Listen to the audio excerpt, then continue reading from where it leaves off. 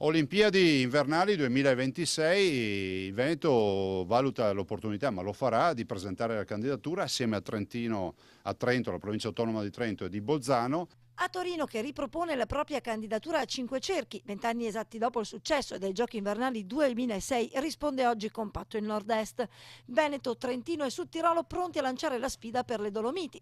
Una proposta che, rilanciano dalla montagna vicentina, potrebbe invece essere estesa anche alle vette dell'altopiano di Asiago. Come altopiano ci candideremo per fare la nostra bella figura, anche perché strutture adibite e adeguate non mancano.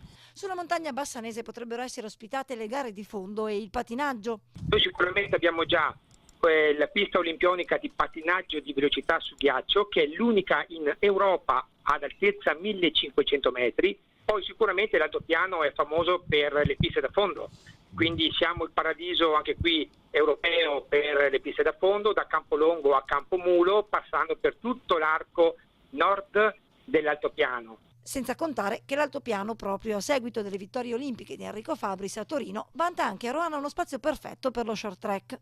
Una candidatura dunque, quella dei 7 comuni, assolutamente di tutto rispetto, rinforzata da una tradizione di successi che a Pyeongchang ha visto l'altopianese Tumolero portare a casa un bronzo nel patinaggio velocità.